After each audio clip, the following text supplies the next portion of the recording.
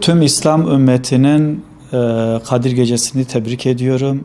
İnşallah Kadir Gecesi özellikle Kudüs'ün kurtuluşuna, Arakan'daki kardeşlerimizin evlerinin dönmesine ve bilhassa yine Doğu Türkistan'daki kardeşlerimizin zulümlerinin son bulmasına vesile olmasını Yüce Allah'tan dilerim. 1000 aydan daha kıymetli olan Kadir Gecesi'ne isabet etmeyi ve o geceyi de en güzel bir şekilde ibadetle geçirmeyi, Rabbimize yakınlaşarak dualarımızdan tövbe istiğfar etmeli ve İslam ümmeti için bilhassa dua etmeliyiz. Rabbim Kadir Gecesi'ni İslam ümmeti için hayırlara, kurtuluşa vesile olmasını nasip eylesin inşallah. Kadir Gecesi, içinde Kadir Gecesi bulunmayan 1000 aydan daha hayırlı. 1000 ayda değil, 1000 aydan daha hayırlı diye Rabbül Alemin bize bu şekilde takdim ediyor Kadir Gecesi'ni. Kadir Gecesi, kadir kıymet manasına gelir. Allah insanoğluna verdiği değeri indirdiği Kur'an'la tarif ediyor. Dolayısıyla biz Müslümanlar olarak Cenab-ı Allah'ın bize verdiği değeri bize gönderdiği Kur'an üzerinden tarif ediyorsa, biz Kur'an'a ne kadar değer ve kıymet vermişsek Kadir Gecemizi o kadar değerlendirmiş oluyoruz. Sure-i Celile'nin taşıyıcı manalarından birisi selam. Yani müminlerin kendi aralarında selamete olmaları lazım. Çevrelerine selam getirmeleri lazım. Dünyaya selamet getirmeleri lazım. Eğer bugün alemi İslam'ın içinde bulunduğu selametin zıddı, yani sıkıntı, kargaşa, savaş, yıkım, döküm şeyler oluyorsa, biz Kadir Gecesi'nin kadrini bilmede, onun selametinden anlama hususunda ümmetçe demek ki bir sorun yaşıyoruz. Biz bu gece, önümüzdeki Kadir Gecesi'ni ümmetin, Allah-u Teala'nın ümmete kadir kıymet vererek Kur'an'ı göndermesiyle, Kur'an-ı Kerim'i bu manada, bu gözle değerlendirerek, bir kıymet ve değer vererek Kur'an'ın etrafında, vahyin etrafında, Cibril'in getirdiği ilahi mesajın etrafında ümmetin kenetlenmesi lazım. Ve yine bütün işlerin değerlendirildiği,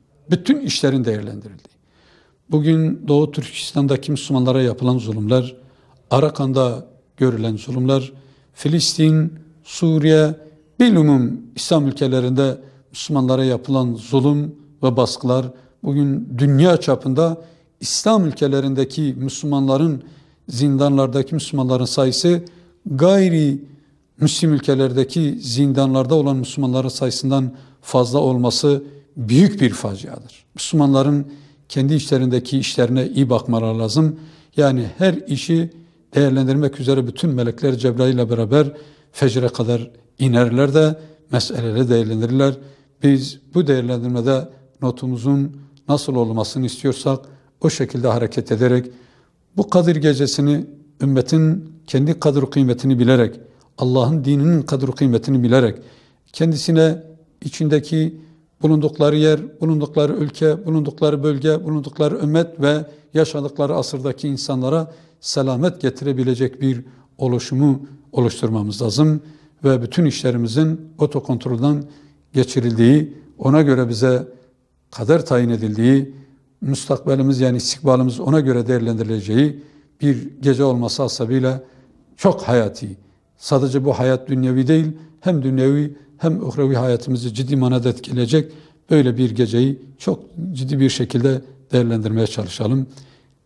Tefekkürümüzü, tedebbürümüzü, taakkulümüzü zirvede tutmak suretiyle ümmetin işlerine yoğunlaşmamız lazım.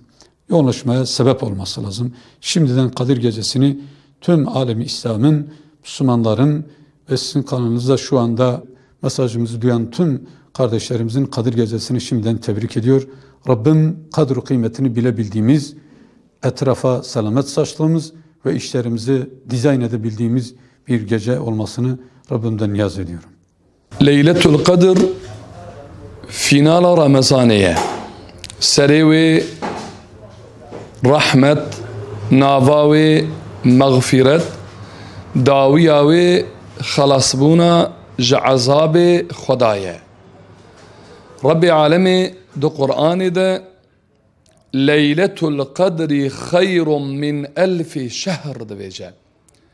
ليلة القدر جحزار مهي بخير ترى قابا ام حزار مهي حساب دكن عمرك حشتي ودصال حشتي وسيصال عمر درتي ميداني يعني ربي عالمي فرصاتك مظن جو مسلمان جو امتا پیغمبر فرصت کا مظن دایا نشان داینه داکو مسلمان و شوی بخوده ده بزارن بخوده ده ببارن بگرین هستیر کا ببارینن داکو انشاءالله ربی عالمی موی شوی جعذاب خو آزاد و خلاص بکه انشاءالله امج ربی عالمی وی دخوازن لیلة القدر تفكي امتا پیغمبر ليلة القدر تفكي اهل ايماني مبارك به بخير به خدي بك وسيلة خيري وخلاص يج عذابي خو ان شاء الله.